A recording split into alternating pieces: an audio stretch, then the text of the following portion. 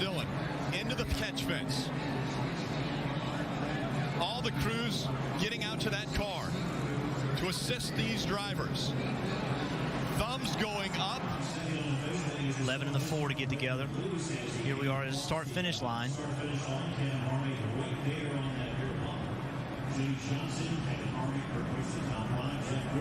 It just pushes the 3 up into the air enough that it rolls over the top of a car. And then that momentum just continues to move him into the catch fence.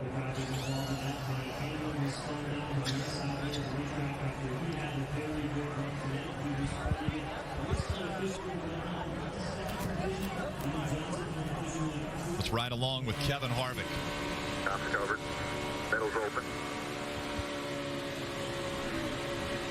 Come on. Oh, we got a terrible wreck behind you. Just hold her straight, buddy. Hold her straight. And you heard Kevin Harvick. As much as he wants to get the start-finish line, as he sees the 11 start to spin, he's out of the gas. It's just line after line of car pushing everyone through there. Take another look at this real time.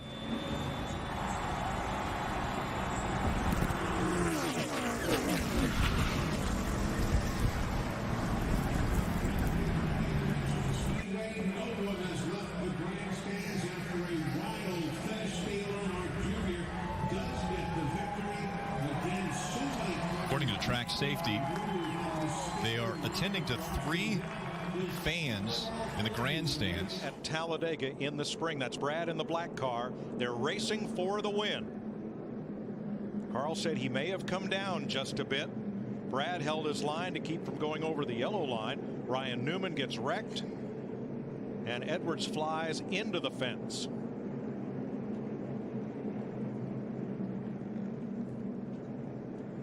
Now today, here that Ryan is okay. He's telling me, hey, turn this over and we'll get out of here. We were so hoping we would escape the big one. This is not a big one in terms of numbers of cars, but in terms of the violence of the rollover by Ryan Newman, the contact. And we'll show you again what happened here to bring out this caution. Watch here. There's the Ryan Newman's car. Tony Stewart there, his teammate. You can see Tony Stewart was running up on the car in front of him, and instead of hitting, he rolled out of the throttle, and Ryan Newman had a big run. And when he kind of saw what was happening, he had to turn left, and that shot him across in front. He was actually getting a little bit of a shove from Marcus Ambrose, too. Yep. Almost all the cars were touching going down the backstretch. Now watch Marcus Ambrose's onboard camera as the 39 car comes across in front of him. See right here, he hit that. Pretty wide top. The second hit, that shot him over in front of the 29, and then when he got turned around backwards when the car lifted off. See, that bump there, that turned Tony. Wow. You can see the car up in the air down on the inside. Unbelievable. Lands upside down on the hood of the 29 car of Kevin Harvick. Now watch it as it happened in real time.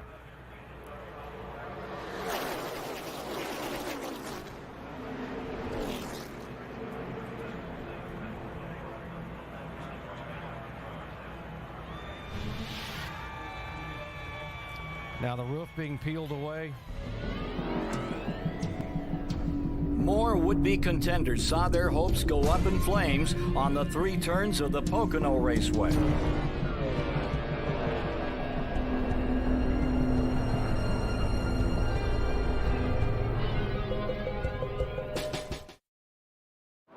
Man, and look at, is that Stewart's car? That's Stewart's car. Rode right across the top of Robbie Gordon's car, the 4 car. I think everybody back up and look at it again. I think that the 4 and the 20 may have been that started that. Stewart was the first car sideways. Here's the why. Here's the 4 got into the back of Ward Burton, I believe. And then Burton's 22 got into Stewart. And everybody scrambles. That car is taking a whale of a ride, that 20 car is. It's getting hit, it's upside down, it's hit on its roof, it's on fire. And here's another angle. Coming off a turn 2 where we've said that it's the wind. Somebody got into the back of that car right there. That's Ward Burton right there. You saw a puff of tire smoke, and then everything let loose. I think that's what started. Somebody got in back of Ward Burton off turn 2. I'm pretty sure the the 4 car got into the back of Ward Burton, turned him into the 20 car, and God help all of them because there's no place to go. And you can't see. And here we come off of turn 2 again. Right there. See, Ward Burton got pushed around by that car, and that's the 4 car. And he got in the back of Tony Stewart. Of course, Tony Stewart going airborne here. And it was Ward Burton's car being sideways that blocked up the track for everybody behind him. Boy, and it gets hit by every car in the field, seems like, and Tony Stewart's car just took a whale of a ride. Now here from the blimp. Well, it's just ahead of it. Yeah, we're just ahead of it there. Now look at Burton's car. When it goes sideways, it collects up the whole rest of the field. I mean, there's cars going under Stewart's car while he's in midair. Yeah. That must be at least 30 cars in that wreck. Here behind the 1. Here behind the 1. Here behind the 2. 3 wide inside. 3 wide. 3 wide. Clear into the 14.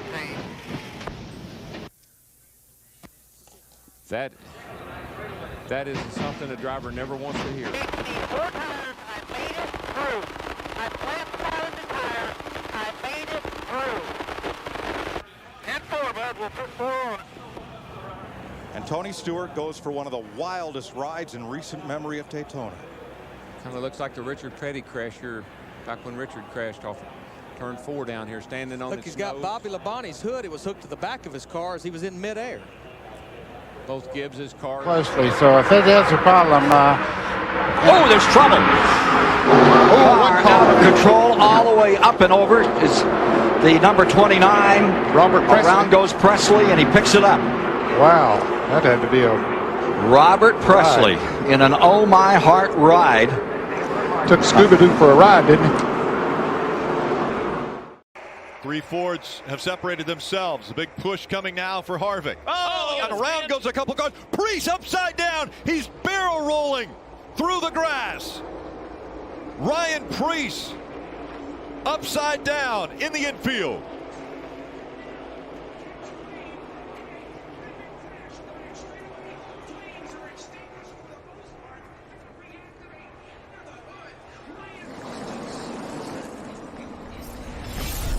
Take another look at how this happened. Going down the back straightaway, he makes a move or gets help from behind, and the car goes into the infield air. It just lifts right up off the ground. Violent wreck. It's a push from the 43 car, and it's airborne. I mean, I thought that maybe it hit, you know, the road course or some curbing or something on the road course. The kink lifted that car, but it was just traveling so fast. It happened right when it got in the grass. As soon as it got in the grass, that's when it started to lift. And then this is just violent. I mean, look at this car.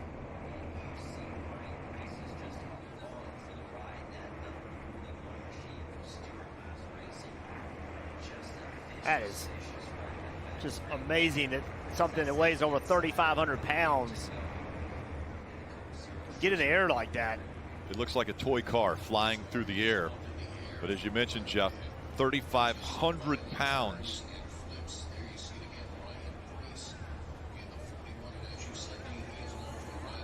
Such a violent accident for Ryan Preece. Thankfully lands on the wheels and then was able to climb out of that race car and will get checked out in the infield care center. Look how fast. As soon as that contact happens, he just hangs a left.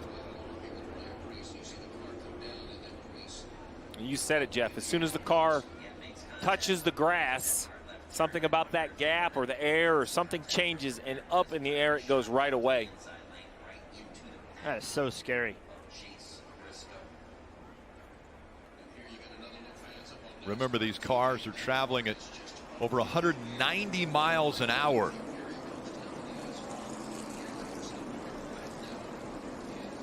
We've seen barrel rolls, but when it climbs into the air, I mean, even right there, multiple flips. 10. Every 10 time flips. it leaves the ground. All the dirt and everything that gets inside that car, it's just wild how fast that car was sideways and in position to get airborne. Terrifying. There's only 30 laps left. Yeah, it's going to make your way through this field. 29 to go now as the green flag flies once again. Haley, not a great restart here as Ryan C gets off to a good start, and now they're 4 wide going into 1. That's it. Oh, and around goes the 7, hard into the outside wall. Buddy, hang on. Hang on. On the apron, the 21 of Anthony Alfredo was into the wall hard. He's upside down, sliding through 1 and 2.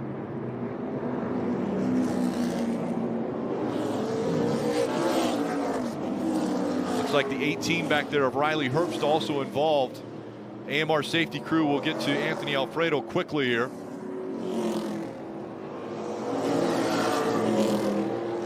This will bring out a red flag as they will work to get Anthony out of the car. But 2 or 3 rows back, that 7 of Justin Allgaier gets a big run, goes to the apron.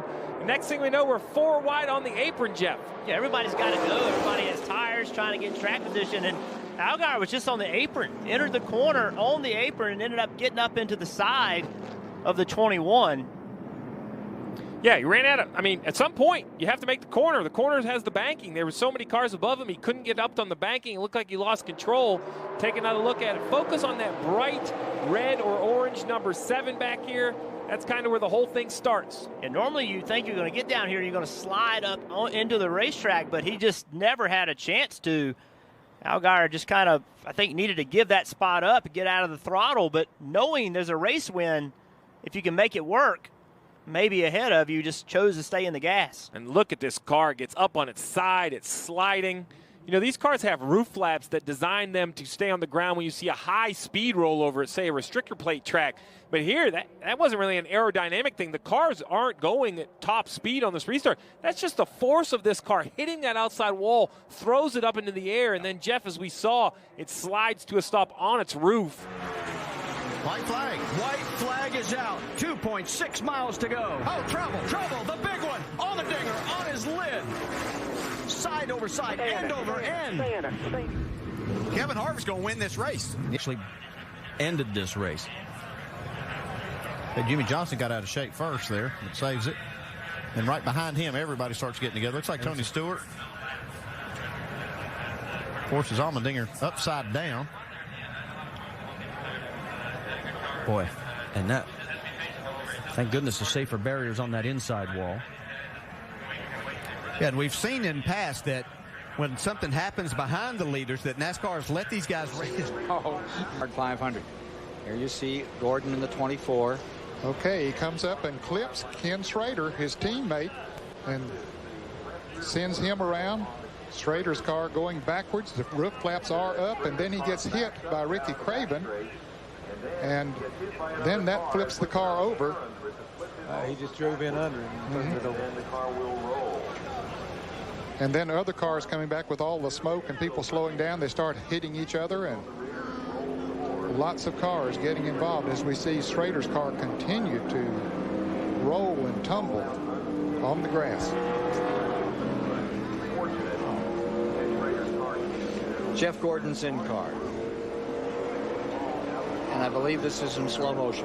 Okay, there's Schrader up on the outside. And you can see him make contact right there and spins Schrader around. Gordon goes on. Apparently no harm done to his car. Jeremy Mayfield giving us these pictures. And there they're wrecking in front of them, and he hits Bobby Labonte right there. Just gives him a little bit of a tap as we see Schrader's car going up in the air, and it spins Bobby right into the outside wall. Bobby ran into the 41 car. Here's another angle. You can see it had already started to happen there. Craven coming around and spinning the 41. Mayfield, you see he has bounced off the 18 in Schrader's car. So there's no place for those other cars to go.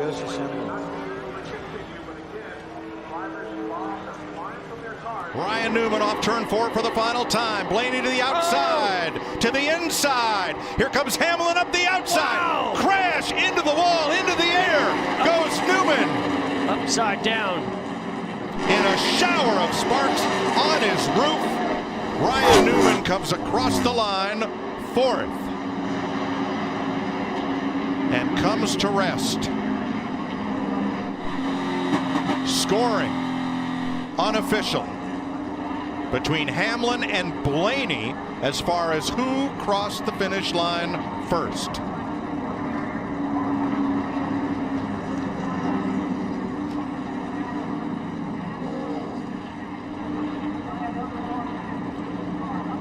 Newman got turned, went up in the air. As he came down, was hit by another car and launched skyward, coming down on his roof. The AMR safety team is there quickly to attend to Ryan Newman. Here is a look at the last lap. Denny Hamlin out in front of Newman and Ryan Blaney. Yeah, Ryan Blaney gets to his rear bumper. Nothing that Denny Hamlin can do other than try to tuck right into the rear bumper of Ryan Blaney, which he does an excellent job of. Newman gets a pretty good run to the turn 4, but now here comes a huge run by Ryan Blaney being pushed by Denny Hamlin. He tries to go to the outside, then the inside. They lock bumpers and turns Ryan Newman around. Upside down he goes. Corey LaJoie coming along, making contact. Just lifting Newman's car up and over. And it comes to rest on its roof. Here is the second closest finish in Daytona 500 history. Denny Hamlin the winner in both of them. This time it is Ryan Blaney finishing second. Blaney tried the top side, tried to get low. Ryan Newman goes around and the car goes to its roof, and here's the onrushing Corey LaJoie picking it up and over.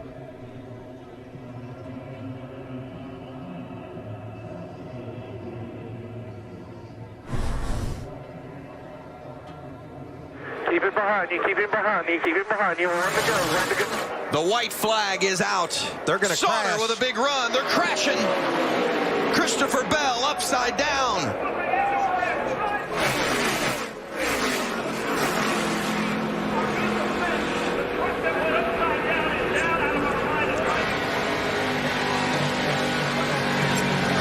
Coming to the checkered flag, but the yellow is out. And Johnny Sauter will win the season opener at Daytona, and Chevrolet will go to victory lane for the first time in the at Daytona in the Truck Series. That is awesome to see there, guys. Window net down and Christopher Bell coming out. A lot of people breathing a sigh of relief right there. Wow, what a ride taken by Christopher Bell.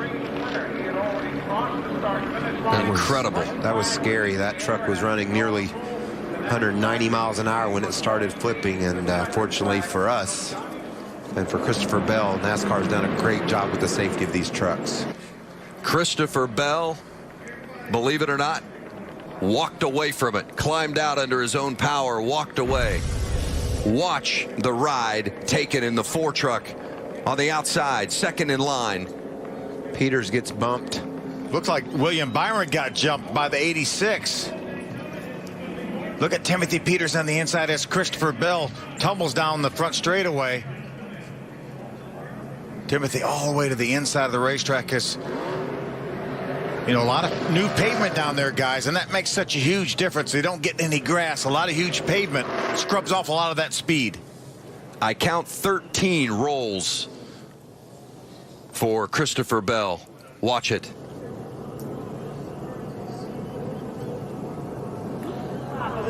Well, Daniel Hemrick almost went underneath that 4 truck of Christopher Bell. It's a testament to the safety of these racing vehicles that Christopher Bell can take that kind of ride Christopher and Bell then drop the window net and climb out. Very fortunate that these trucks are as safe as they are. Look at this truck just get out of control. Probably about the fastest part of this speedway, Phil, right out of the tri-oval. It just starts tumbling. That young man with his dirt racing background, I'm sure he's had many barrel rolls in his career, but none like that. And Michael, I know you've been upside.